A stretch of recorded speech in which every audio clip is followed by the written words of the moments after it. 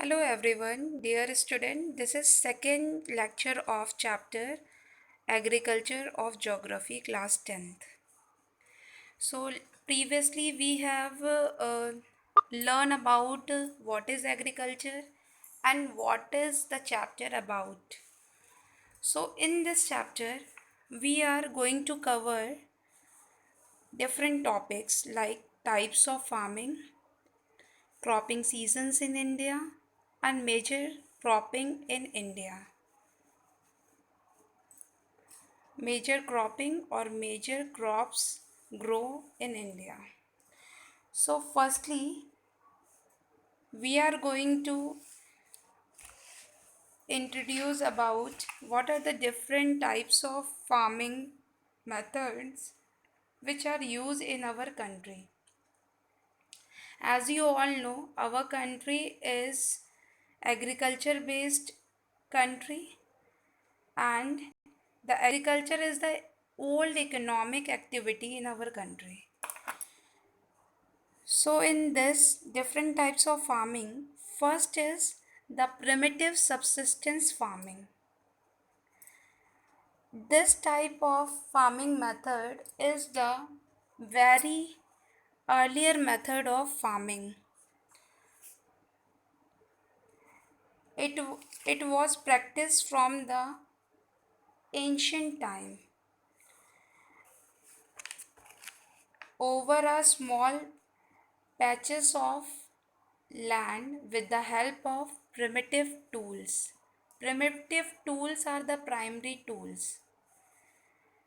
For example, hoe, digging sticks, and with the family members or the community laborers. So primitive subsistence farming एक ऐसी farming का तरीका है जिसमें बहुत ही छोटे से लैंड में सिर्फ कुछ लोग इन्वॉल्व होते हैं. For example family members he involve होते हैं एक छोटे से पीस ऑफ लैंड में, जिससे वो अपनी फैमिली की नीड्स को फुलफ़िल कर सकें. उसी को बोलते हैं प्रिमिटिव सब्सिस्टेंस फार्मिंग. ये जो मेथड होता है प्रिमिटिव सब्सिस्टेंस फार्मिंग, ये प्राइमरी टूल्स पे ही डिपेंड करता है. बहुत ज़्यादा मॉडर्न टूल्स, इनोवेटिव टेक्नोलॉजीज़ इसमें नहीं यूज़ होती हैं. इसमें सिर्फ प्राइमरी मेथड्स को ही यूज़, ट्रेडिशनल मेथड से ही इस एग्रीकल्चर को किया जाता है. ये जो मेथड है ये सिर्फ फार्मर्स सिंगल क्रॉप्स को ग्रो करने के लिए, उसके खुद के कंजप्शन के लिए उसको यूज़ करता है फार्मर. इस मेथड को स्लैश एंड बर्न एग्रीकल्चर भी कहते हैं. स्लैश एंड बर्न एग्रीकल्चर, जिसका दूसरा नाम है झूमिंग एग्रीकल्चर. झूमिंग एग्रीकल्चर इंडिया के अलग अलग पार्ट्स में प्रैक्टिस किया जाता है, जैसे कि छत्तीसगढ़, नागालैंड, असम, मेघालय, मिजोरम. इन सारे एरियाज़ में ये अलग अलग तरीके से झूमिंग एग्रीकल्चर या शिफ्टिंग एग्रीकल्चर इसे कहें, ये प्रैक्टिस किया जाता है.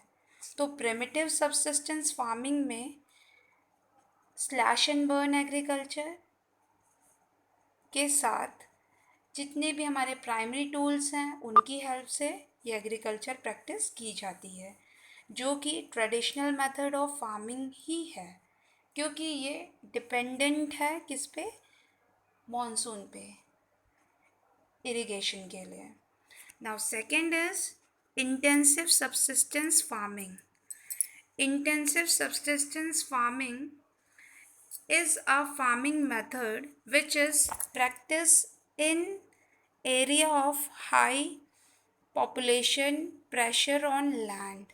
ये ऐसा फार्मिंग का मेथड है जो कि हाई पॉपुलेशन जिस पे डिपेंड करती है, लैंड पे, एक लैंड एरिया पे हाई पॉपुलेशन डिपेंड कर रही हो, ये उस तरह का मेथड है. इसका मतलब क्या हुआ कि जो लैंड पे है उस पे बहुत ज़्यादा प्रेशर है एक हाई पॉपुलेशन को आउटपुट देने का। इसीलिए इस मेथड में इंटेंसिव और इनोवेटिव टेक्निक्स का, बायोकेमिकल्स का, method of irrigation systems high production के लिए यूज़ किया जाता है। इसमें high dose of chemical fertilisers, insecticides, इन सब का यूज़ किया जाता है। और इस मेथड से फार्मर 2 से 3 क्रॉप एक पीस ऑफ लैंड में ग्रो कर सकते हैं। और इंटेंसिव इसीलिए है क्योंकि इस छोटे से पीस ऑफ लैंड में बहुत ज़्यादा प्रेशर होता है हाई पॉपुलेशन को आउटपुट प्रोवाइड करवाने का। इसीलिए इसमें इंटेंसिव मेथड्स को यूज़ करके ज़्यादा से ज़्यादा आउटपुट को करने की कोशिश की जाती है। Now third is commercial farming. Commercial farming is also one of the method of farming in which higher doses of modern inputs, for example HYV seeds, chemical fertilizers, insecticides and pesticides are used in order to obtain higher productivity. And commercial farming is the name of this method. It means it is not for own consumption, own purpose, and the purpose of the community uh, consumptions or a small scale of population. No, it is for the profit maximization. It, in this method, the farmers grow the crops with the aim of selling it in the market and maximize their earning and profit. So these are the different types of farming. Now we will see how many different cropping seasons are there in our country. Basically, there are 3 different cropping seasons seen in our country. The first is Rabi, the second is Kharif, the third is Zaid. There are 3 different cropping seasons are there which are prevailing in our country in different seasons. The first is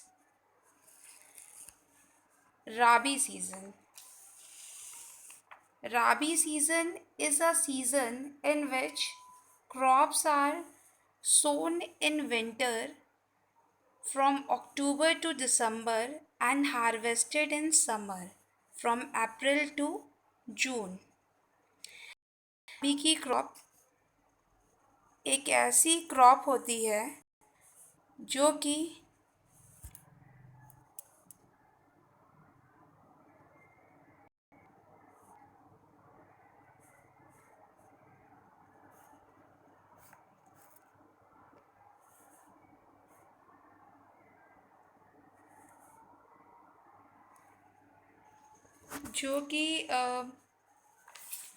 winters में grow होती है अक्टूबर to December and इसका harvest होता है summers में from April to June.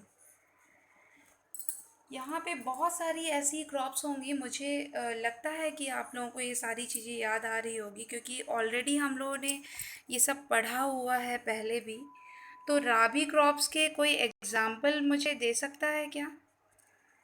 चलिए हम ही आपको एग्ज़ाम्पल देते हैं।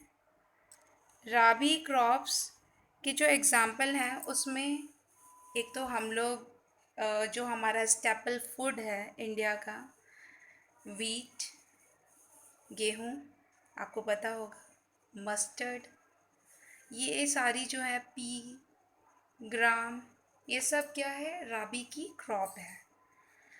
खरीफ की crop, second is kharif. Kharif crops are sow with the onset of monsoon, ये बारिश के महीने में मॉनसून के अराइवल के समय जैसे जून जुलाई में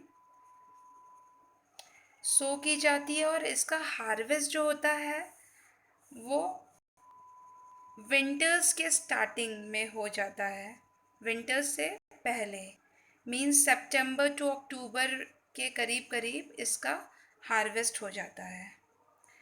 the importance kharif crops are paddy, जिसको हम राइस भी बोल सकते हैं, maize, jowar, bajra, pulses, etcetera. Now third is zaid. Zaid की जो फसलें होती हैं ये एक शॉर्ट पीरियड ऑफ टाइम के लिए होती हैं, जैसे कि अभी आप लोगों ने देखा होगा मार्केट में कुकुम्बर, वाटरमेलन, मस्क मेलन, ये सारे जो कुछ क्रॉप्स हमें देखने को मिलती हैं और हम लोग इनको खाते भी हैं, एंजॉय भी करते हैं। तो ये सारी जितनी भी क्रॉप्स हैं, वेजिटेबल्स हैं, ये सब हमें ड्यूरिंग समर मंथ के बिटवीन में मिलती हैं।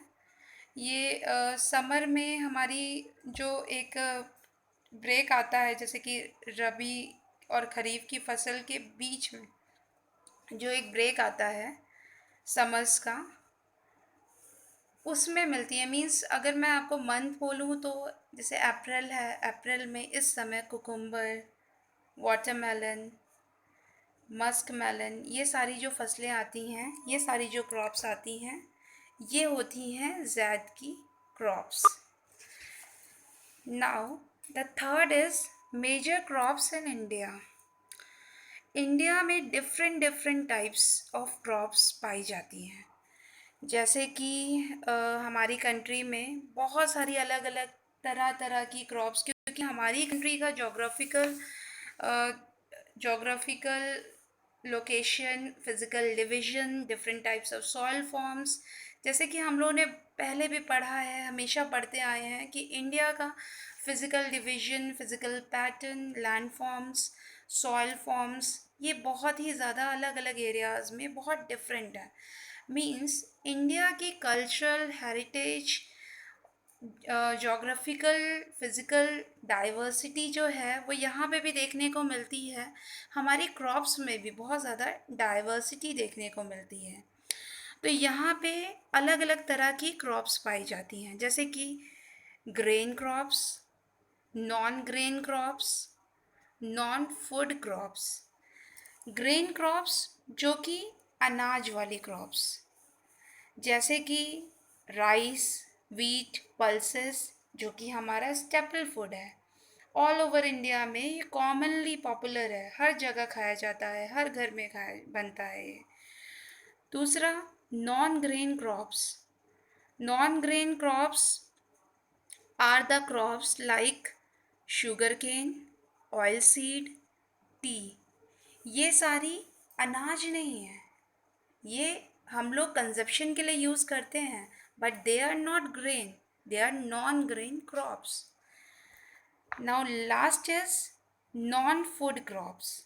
नॉन फूड क्रॉप्स में भी वैरायटी है बहुत सारी, जैसे कि रबर, जो कि फूड क्रॉप नहीं है, खाने के लिए कंजप्शन पर्पस के लिए यूज़ नहीं होता।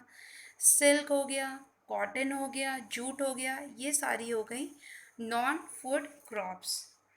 तो यहाँ पे हमने देखा कि इंडिया में different types of farming method हैं, अलग अलग क्रॉपिंग सीजन्स हैं, मेजर क्रॉप्स हैं इंडिया में, अलग अलग समय पे अलग अलग जगह पे पाई जाती हैं।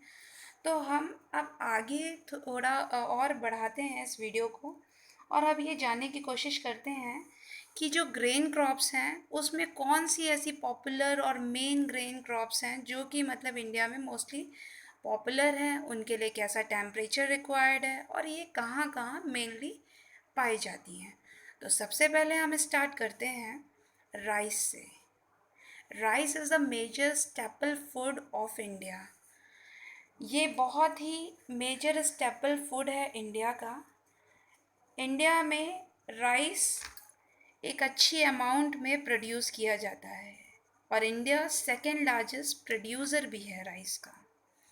इसके लिए 25 डिग्री सेल्सियस के टेम्परेचर की रिक्वायर्ड होती है, with high humidity and 100 centimetre of rainfall. Mainly ये पाया जाता है हरियाणा, यूपी और पंजाब में।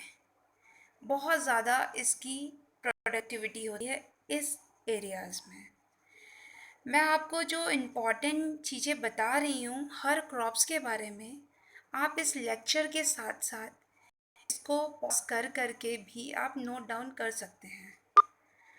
जो लेक्चर मैं दे रही हूँ उसकी अगर आपको कुछ भी इम्पॉर्टेंट लगता है तो you can also just note it down in your notes and it will help you for solving the questions of this chapter. The second staple food of India is wheat.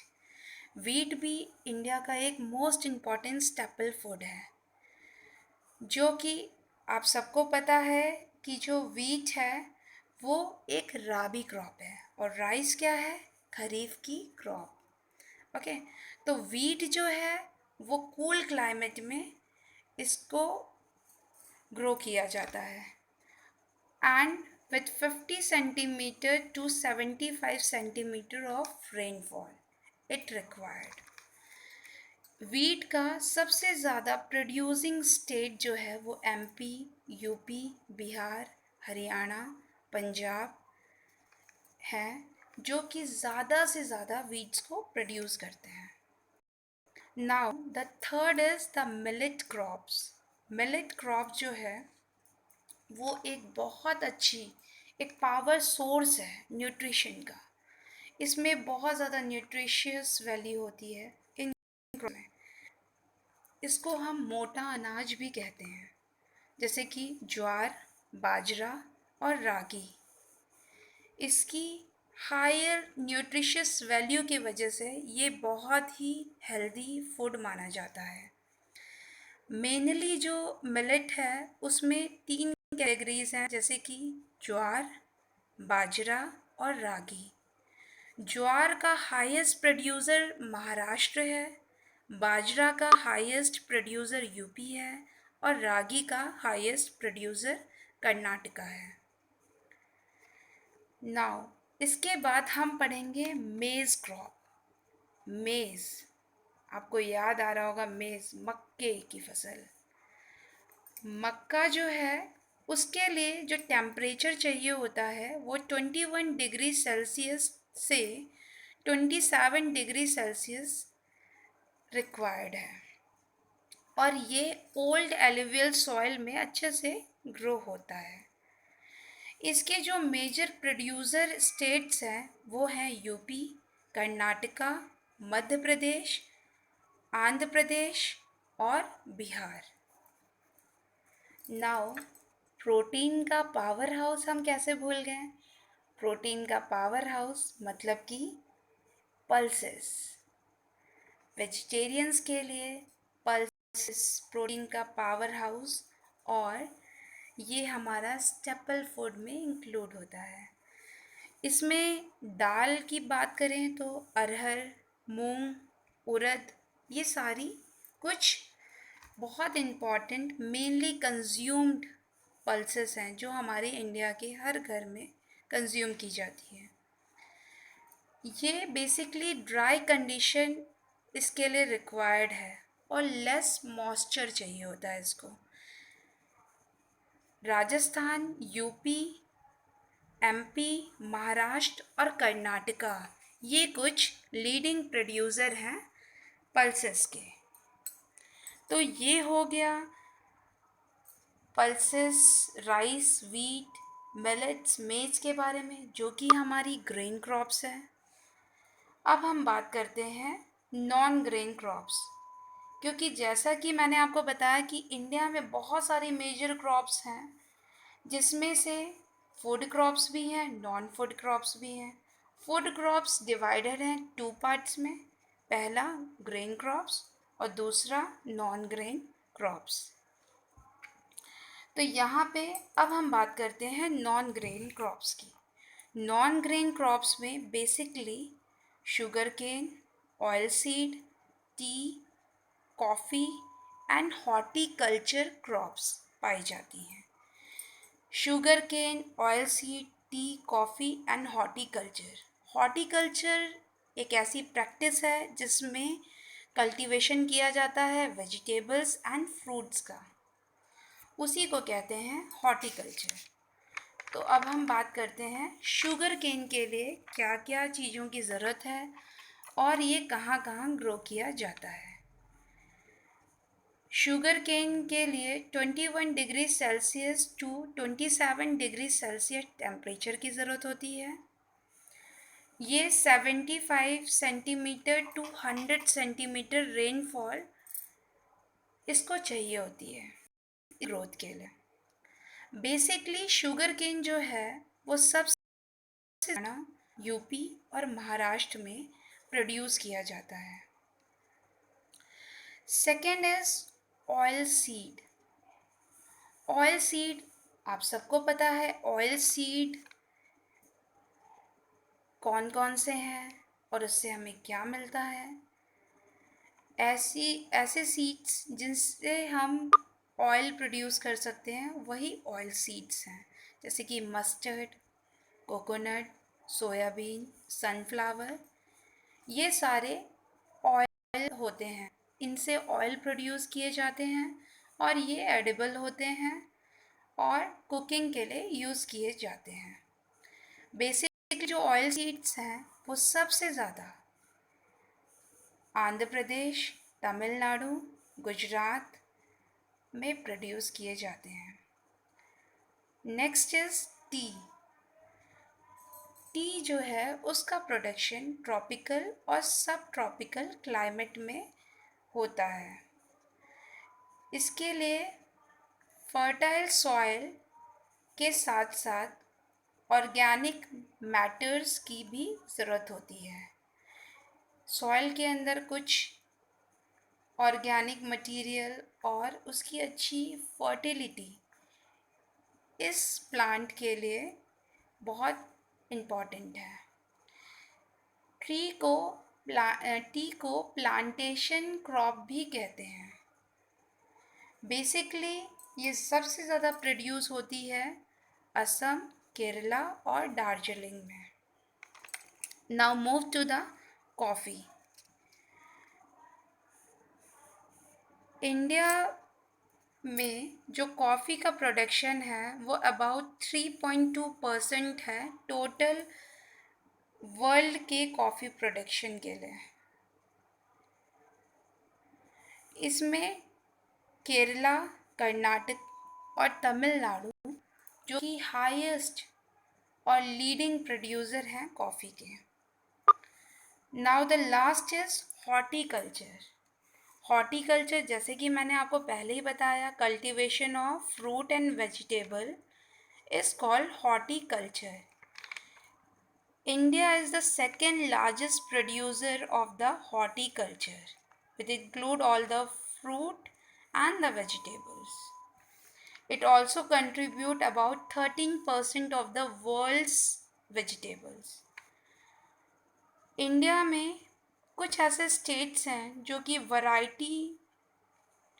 कि अलग अलग जगह पे एक large production करते हैं particular fruit का, जैसे कि महाराष्ट्र के मैंगोज़, केरला के बनानास और जम्मू एंड कश्मीर के एप्पल्स। ये काफ़ी फेमस हैं। तो ये बात हो गई हमारी नॉन ग्रेन क्रॉप्स की। अब हम बात करते हैं नॉन फूड क्रॉप्स की। नॉन फूड क्रॉप्स में इंक्लूड होते हैं रबर, सिल्क, कॉटन, जिसमें सिल्क, कॉटन और जूट इनको फाइबर क्रॉप्स भी कहते हैं। फाइबर क्रॉप्स जो कि अपने स्ट्रेंथ के लिए बहुत ज़्यादा पॉपुलर होते हैं। Now rubber crop. रबर की जो फसल है उसके लिए हाई मॉइस्चर और ह्यूमिड क्लाइमेट की रिक्वायरमेंट होती है। इसके लिए 200 सेंटीमीटर एंड अबव रेनफॉल की भी ज़रूरत होती है, plus 25 degree Celsius of temperature it required. The major producer of rubber are Kerala, Tamil Nadu. Now silk. आपको सिल्क के बारे में तो पता ही होगा. सिल्क कैसे ऑब्टेन किया जाता है? Silk is obtained from cocoons of silkworm, and the rearing of it to produce silk is called sericulture. Silk को प्रोड्यूस करने का जो प्रोसेस है उसको कहते हैं सेरीकल्चर. कॉटन. कॉटन भी एक नॉन फूड क्रॉप है जिसके लिए रिक्वायर्ड होता है light rainfall, bright sunshine and high temperature. It mainly grow in Maharashtra and Gujarat. Now we have one more non-food crop, that is jute. It is also called golden fiber and known for its high strength. It is basically grow in West Bengal and Bihar, used to making of ropes and carpet. क्योंकि jute बहुत ज़्यादा powerful है, ये अपनी strength के लिए बहुत ज़्यादा फेमस है. ये एक ऐसा फाइबर है जो कि स्ट्रेंथ के लिए जाना जाता है और इसको गोल्डन फाइबर भी कहा जाता है. इसीलिए इससे रोप और कारपेट बनाई जाती है. Now we are almost covered all the topic of this chapter, and only 2 more topics are left. That is, what are the different steps are taken to reform agriculture by the government. Government ने agriculture को और ज़्यादा powerful और ज़्यादा अच्छा बनाने के लिए कुछ स्टेप्स गवर्नमेंट ने भी लिए हैं, फॉलो किए हैं, उसको इम्प्लीमेंट कराए हैं. तो वो सारे जो कंट्रीब्यूशन है गवर्नमेंट साइड से हमारी नेशनल इकोनॉमी को और ज़्यादा मजबूत करने के लिए और आउटपुट को ज़्यादा से ज़्यादा प्रोड्यूस करने के लिए कौन कौन से स्टेप्स हैं उसको भी देख लेते हैं. जैसे कि स्टेप्स में हमारे गवर्नमेंट्स के जो रिफॉर्म्स हैं उसमें बेसिकली किसान क्रेडिट कार्ड, आप लोगों ने नाम सुना होगा किसान क्रेडिट कार्ड की फैसिलिटी का. गवर्नमेंट बहुत सारी ऐसी किसान क्रेडिट कार्ड के ज़रिए लोगों को एक short term credit facility produce कराती है सरकार. और इस फैसिलिटी से बहुत सारी जो हमारे फार्मर्स हैं उनकी काफ़ी सारी हेल्प हो जाती है इससे. तो ये कुछ ऐसी फैसिलिटी जैसे कि किसान credit card facility, personal accident insurance scheme, minimum support price. We have already discussed about the minimum support price. Minimum support price एक उसको कहते हैं न्यूनतम समर्थक मूल्य. मतलब किसान की जो आउटपुट होते हैं उसके लिए गवर्नमेंट उनकी हेल्प करती है कि उनको मिनिमम इतना सपोर्ट प्राइस, इशूड प्राइस मिल सके जिससे वो अपने लॉस को रिकवर कर सकें. और उसके साथ एक और स्टेप है जो कि Indian council for agriculture research. एक इंडियन काउंसिल स्टैब्लिश की गई है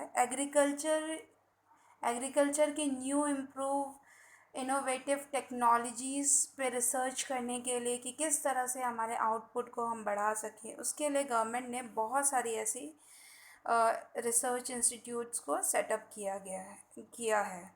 साथ ही साथ गवर्नमेंट ने बहुत सारे एग्रीकल्चर यूनिवर्सिटी और हॉर्टिकल्चर सेंटर्स इस्टेब्लिश किए हैं जिससे ज़्यादा से ज़्यादा फार्मर्स की और लेबर्स की हेल्प की जा सके। नाउ जो हमारे एग्रीकल्चर से जो प्रोड्यूस होती है, वो प्रोड्यूस को हम कंजप्शन पर्पस के लिए तो यूज़ करते ही हैं, लेकिन साथ ही साथ गवर्नमेंट एक और काम करती है। जो सरप्लस प्रोड्यूस होती है उसको सेव करके रख देती है, क्योंकि फ्यूचर जो है वो अनसर्टेन है, अनसीन है। हमें नहीं पता कि नेक्स्ट हमारे फ्यूचर में क्या हो जाएगा। तो उसके लिए, उसके सेफ गार्ड के लिए गवर्नमेंट कुछ चीज़ों को सेफली रख देती है स्टोर करके, जिसको हम फ्यूचर में यूज़ कर सकते हैं, और अलग अलग तरीक़ों से उसको इमरजेंसी पीरियड में, किसी भी तरह का क्लाइमेटिक कंडीशन अगर ख़राब हो गई या किसी भी तरह का डिज़ास्टर हो गया, इस टाइम पीरियड में उन सारे क्रॉप्स को और सरप्लस क्रॉप्स को यूज़ किया जाता है। तो ये सारा जो सरप्लस क्रॉप्स को रखा जाता है उसको इमरजेंसी टाइम